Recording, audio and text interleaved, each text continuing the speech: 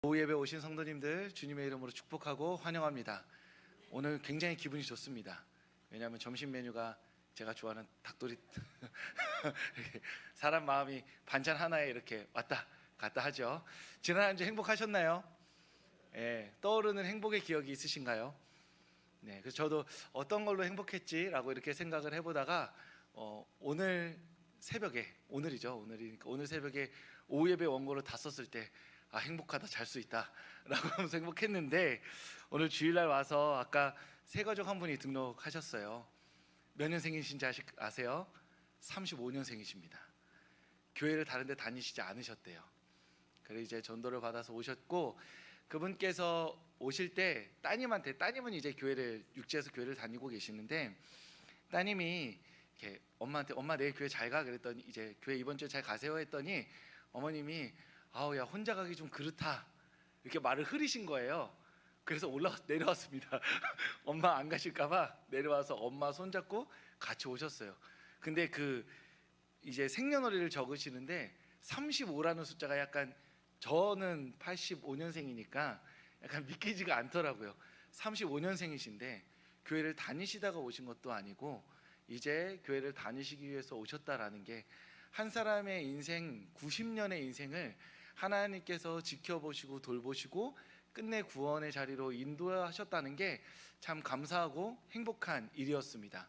어머니 교회 다니시라고 따님이 얼마나 기도를 많이 하셨을 것이며, 주변에 아는 사람들마다 우리 어머니 교회 안 다니시는데 얼마나 많이 하셨을 것이며, 그리고 그 성도님 주변에 교회 다니시는 분들이 이제 가자를 얼마나 많이 하셨을 것이며, 어찌 보면 안 다니시려나 보다라고 포기하시는 분들도 있었을 것인데, 그 마지막 순간에 주님께서 교회로 이끌어 주셨고 예배하기 위해 오셨다는 게 한 사람으로서는 참 행복하고 기쁘고 감사한 일이었습니다.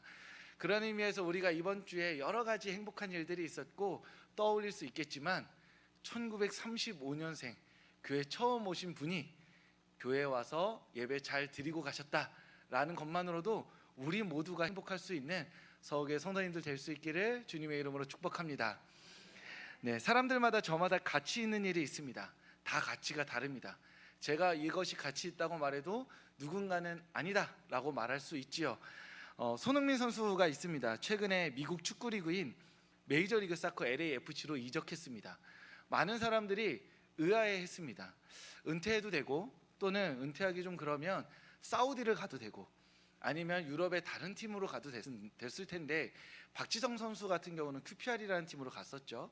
그러니까 손흥민 선수에겐 다른 여러 가지 선택권이 있을 텐데 왜 미국이지? 축구 변방인데 했습니다. 제가 검색을 해봤죠. 사우디로 갔을 경우에 1,000억, 네, 1,000억이었다고 합니다. 사람들이 이렇게 제시한 금액이 1,000억이라고 하니까 감이 안 오더라고요. 1,000억이 뭐지? 사실 감이 안 오시죠? 놀랄 것도 아니죠. 그냥 엄청나게 많은 돈이죠. 뭔지 몰라요. 그건 어떤 건지도. 그런데 미국으로 갈 때 약 300억이었다고 합니다. 그러니까 1,000억을 제시받다가 300억으로 갈 거면 미국의 700억어치 이상의 가치가 있어야 될 거 아니에요? 손흥민을 끄는 무언가가. 근데 손흥민 선수는 이제 LA 단장과 이야기할 때 좀 마음이 끌렸다고 하는데, 많은 사람들이 추정하기로는 이제 2026년에 북중미 월드컵이 있는데, 마지막에 이제 미국에서 행복 축구하고 북중미 월드컵도 나서 월드컵에서의 명예를 위해서, 또 국가를 위해서 이렇게 그런 선택을 했을 것이다 라고 많은 전문가들이 추정합니다. 그러니까 손흥민 선수한테 1,000억에서 사우디 뛸래, 미국에서 300억 받고 뛸래 할 때 손흥민 선수 머릿속에는 700억을 상회하는 월드컵에 대한 꿈이, 마지막 꿈이 마음에 있었다라는 것이죠. 성도님들은 어떠신가요? 1,000억 받고 사우디에서 뛰기랑 이제 300억 받고, 단 1억이라도 받고 뛸 수 있으면 좋은데, 우리 마음은 그렇죠. 뭐 1,000억이고 300억이고 너무 다른 세상 이야기라서 그렇습니다. 아무튼 어떤 선수들은 사우디에서 1,000억 받고 뛸 수 있겠죠. 어떤 선수들은 300억 받고 미국에서 뛸 수도 있는 겁니다. 어떠한 것이 문제가 있다, 어떠한 것이 좀 덜 영광스럽다가 아니라 그 사람 마음의 가치가 드러나는 것이고, 손흥민 선수는 마지막까지 멋있게 은퇴를 장식할 수 있을 것 같아서 많은 사람들이 손흥민 선수를 좋아하게 되는 것 같습니다.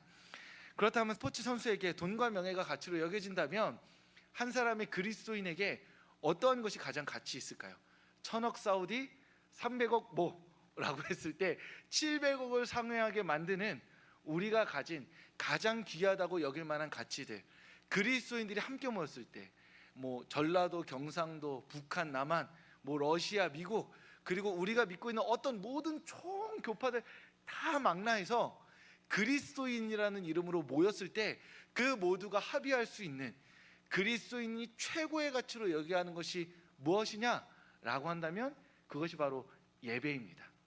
하나님을 예배하는 것, 1000억 사우디에서 그냥 예배 안 드리고 살기, 3억 LA에서 예배 드리고 살기. 그럼 그리스도인은 무엇을 선택해야 하죠? 네, 그렇죠. 예배를 선택해. 그럼 좀 바꿔볼까요? 1000억 사우디에서 예배 안 드리고 살기. 네, 그만하겠습니다. 또 마음에 시험 들 수 있으니까요. 중요한 것은 그만큼 예배가 중요하다는 것인데, 오늘은 그 예배에 담긴 세 가지 의미들을 함께 살펴보고자 합니다. 첫째, 예배라는 단어에는 하나님을 경배하다라는 뜻이 있습니다. 경배라는 건 무엇이냐면 자신이 생각할 때 이 세상에서 가장 가치 있는 대상에게 그 가치를 표하는 겁니다. 당신이 최고입니다. 당신이 영광스럽습니다. 가장 아름답습니다. 형언할 수 없습니다. 가장 탁월하십니다. 위대하십니다. 와 같은 우리 안에 있는 벅찬 감격을 우리가 생각하는 최고의 가치에게 돌려드리는 게 경배이고, 그 경배를 하는 행위를 바로 예배라고 한다는 것이죠.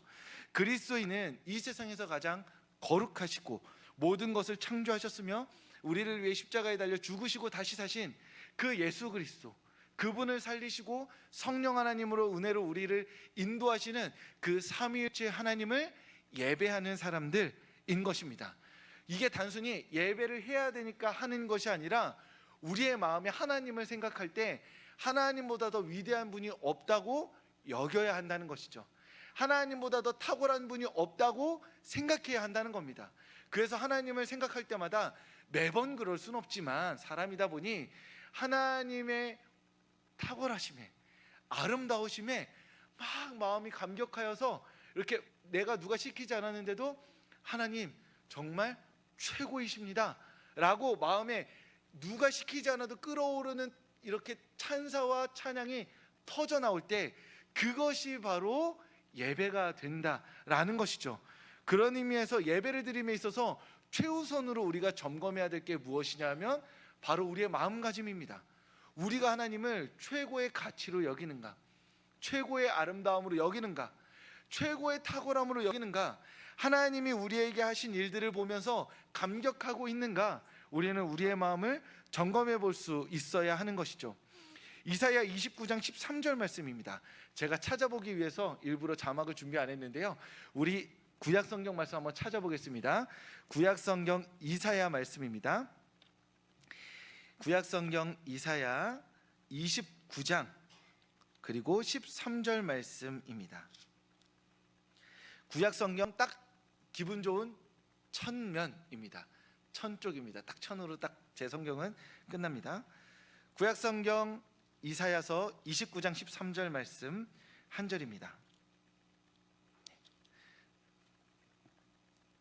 구약성경 천쪽에 있습니다. 29장 13절 말씀 우리 한 목소리로 읽겠습니다. 주께서 이르시되 이 백성이 입술로는 나를 가까이 하며 입술로는 나를 공경하나 그들의 마음은 내게서 멀리 떠났나니 그들이 나를 경외함은 사람의 계명으로 가르침을 받았을 뿐이라. 아멘. 네, 펜 있으면 밑줄 쳐놓으시면 되겠습니다. 예배를 내가 교육받은 대로 당연히 드려야 되니까 앉아서 진행되는 순서에 따라서 차곡차곡 그 순서를 따라가는 것은 어찌 보면 조금 차갑고 냉정하게 말하면 이제 티처럼 말하면 예배를 드린 게 아닐 가능성이 굉장히 높다라고 말씀드릴 수 있는 거죠. 순서가는 있으니 순서는 따라가되 우리 마음에 어떤 마음이 계속 몽글몽글 올라와야 되냐면 하나님의 말씀을 들을 때나 찬양하는 순간이나 기도하는 순간에 하나님이 나를 구원해 주셨음에 감격해야 되고, 하나님 찬양하는 그 노랫가락에 우리의 마음이 깊이 빠져들어서 하나님을 기쁘게 노래할 수 있어야 한다는 것이죠. 우리가 예배드리는 1시간, 예배드리는 그 30분, 뭐 15분, 어떤 예배를 드리든 그 순간순간에 하나님을 향한 벅차오르는 감정들, 감각들이 있을 때 그 예배가 바로 하나님이 기뻐 받으시는 예배가 된다라는 것입니다. 형식이 의미 없다는 것이 아니라 형식 안에서 우리가 예배를 예배되게 하는 하나님에 대한 감각과 감격이 필요한데, 그 감각이 무엇이냐? 하나님이 정말 이 세상에서 가장 가치 있는 분이시다라고 우리 마음에 인정되고 고백되고, 그 고백 안에서 하나님을 찬양을 올려드리는 것, 그것이 바로 예배다라고 말씀드릴 수 있겠습니다. 두 번째로, 예배는 하나님을 경배하다는 뜻 외에 몸을 굽혀 엎드리다라는 의미도 있습니다. 그러니까 우리가 예배라는 단어를 원래 쓸 때는, 자, 우리 다 같이 예배합시다. 그럼 이제 우리 어떻게 해야 될까요? 이제 바닥에 앉아서 단어적으로는 고관절과 무릎을 부여잡고 이렇게 바싹 엎드려야 하는 것이죠. 그런데 굳이 그렇게 엎드리지 않아도 이 단어에 담긴 의미는 무엇이냐면 외적인 자세를 의미합니다. 내적으로 하나님이 가장 가치 있는 분이다 고백한다면, 외적으로도 우리의 몸과 마음, 행동으로도 우리의 겉으로, 내면으로 인정하는 가치를 우리의 몸으로 드러내 보여야 한다는 것이죠. 이것은 여러 가지를 말씀드릴 수 있겠지만, 아주 쉽게 우리가 지금 교회 학교라고 친다면 매주 예배를 1분씩 늦으면 안 됩니다. 네. 너무 당연한 이야기 같죠. 근데 매주 예배를 한 5분씩 늦는다 그러면 그 하나님을 가치 있게 여기는 마음이 아니고, 마음이 아니기 때문에 5분 늦는다고 여길 수밖에 없습니다. 우리가 헌금을 드리는 시간이 있는데 이렇게 오셔가지고 바깥에서 이렇게, 물론 그렇게 드리실 수도 있죠. 그런데 최상으로 가치를 여길 때는 헌금을 준비해 오는 거죠. 이해되세요? 네, 준비해 와서 봉투를 미리 챙기셔도 되고 이렇게 해서 드리시면 좋은데, 이렇게 오셔가지고 봉투를 챙겨서 헌금을 넣으면 약간 때로는 어떤 느낌이 드냐면, 많이 그렇게 하고 계시면 결혼식 온 느낌이 들어요. 와가지고 이제 야, 너 얼마, 친구한테 이제 야, 너 얼마 낼 거야? 그러면 뭐 얼마야? 그러면 나 그 정도로 친하지 않은데 오늘 밥값 얼마래? 막 이러면서 이렇게 서로 뭔가 미묘한 조율이 일어나는 것처럼 할 수 있다면, 예배 시간 안에서 돈이라는 것이 이 세상에서 최고의 가치가 있다고 여겨지잖아요.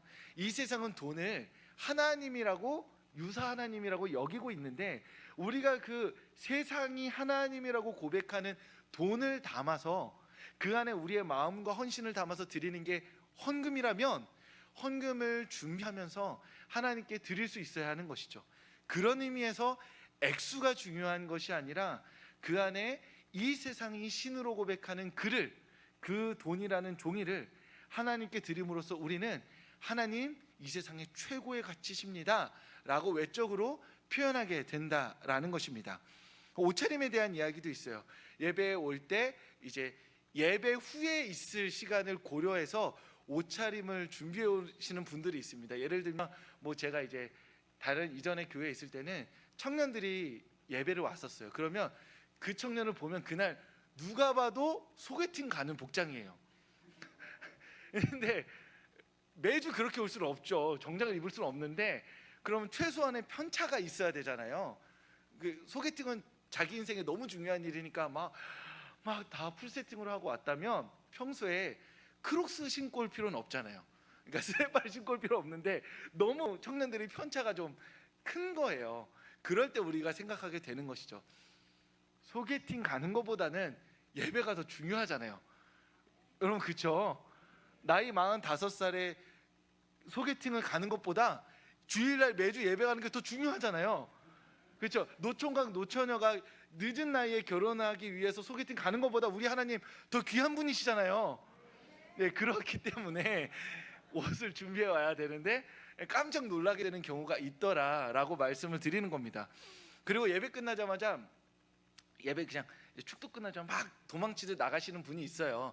이거는 꼭 그분에 대해서 무언가 지적하고자 하는 게 아니라, 예배 안에 들어와서 함께 나가며 저랑 인사하는 게 중요한 게 아니라 성도들 사이에서 함께 인사하며 교제를 나누는 것까지 예배의 한 부분이라고 생각한다면, 우리가 함께 예배를 드리고 함께 천천히 문을 나가면서 우리 안에 선포된 하나님의 말씀의 여운을 마음에 담고 그리고 함께 인사하면서 교제하는 것까지가 예배다라고 말씀드릴 수 있을 때, 그 시간까지 마음 다해 참여하는 것, 그것이 바로 예배에 대한 외적인 모습이라 할 수 있습니다.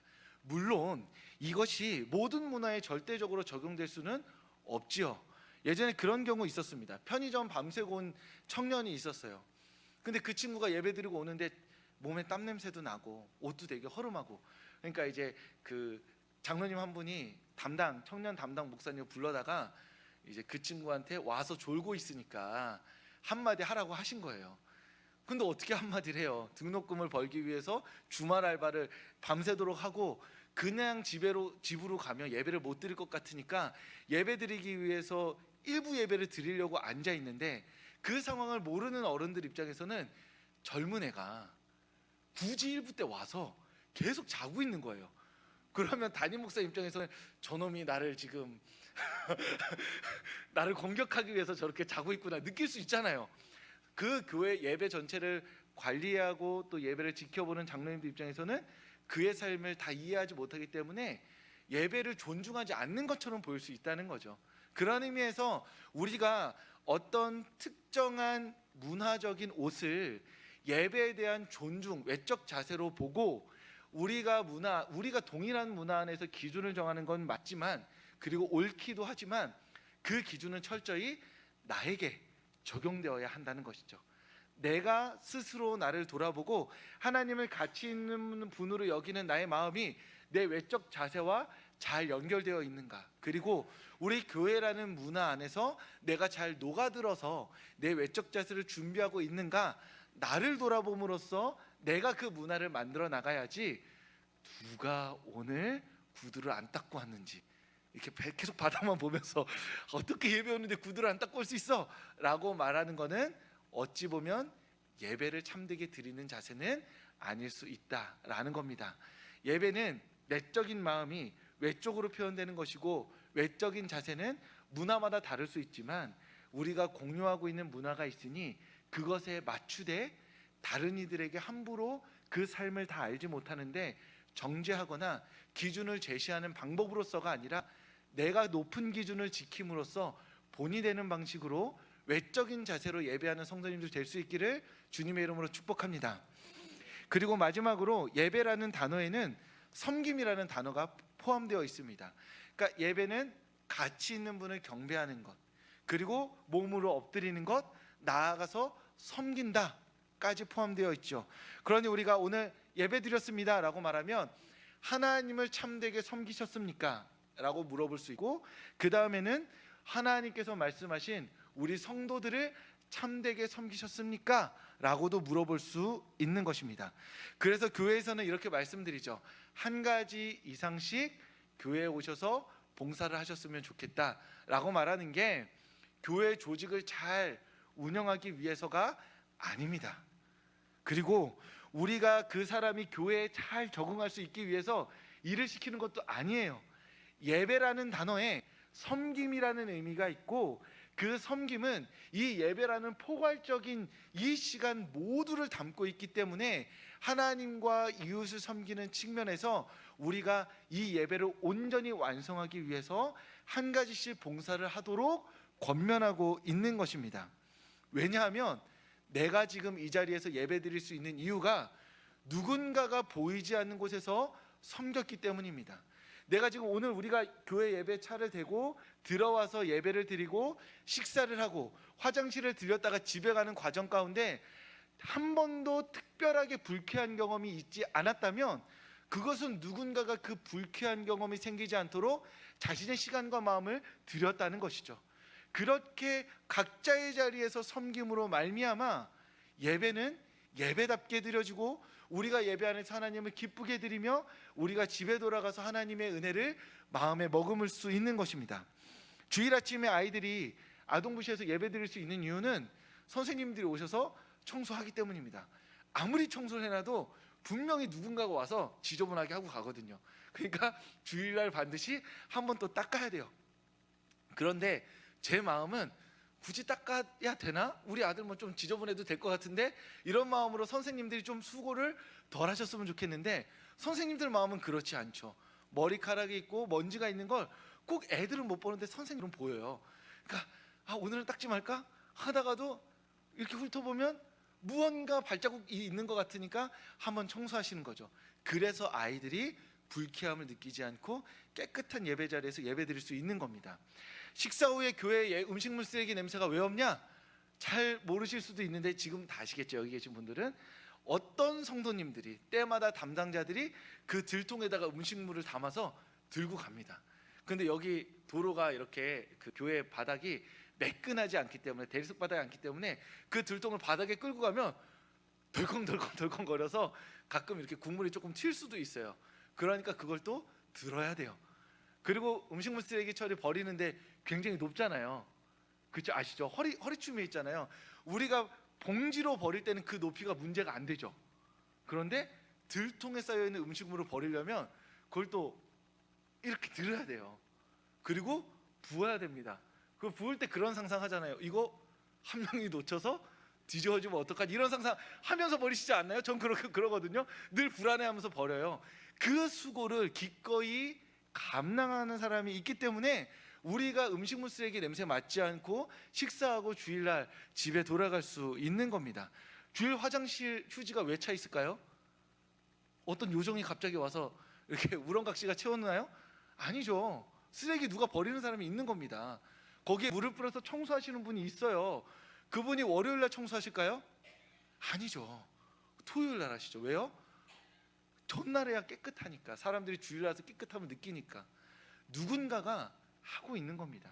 우리는 누군가의 섬김으로 말미암아 이 자리에서 예배할 수 있는 겁니다. 하나님은 그 섬김을 통해서 예배가 예배되게 하시고, 그 섬김에 모두가 동참하여서 서로가 서로를 섬기고 서로가 서로를 사랑함으로써 사랑 넘치는 분위기와 감정 안에서 하나님을 영화롭게 하기를 하나님이 기뻐하신다라는 것이죠.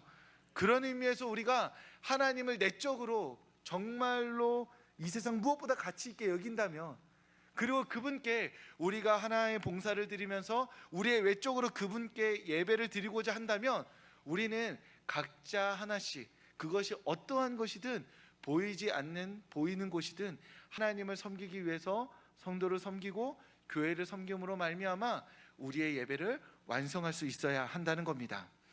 오래된 예찬양은 이렇게 고백합니다. 주 예수보다 더 귀한 것은 없네.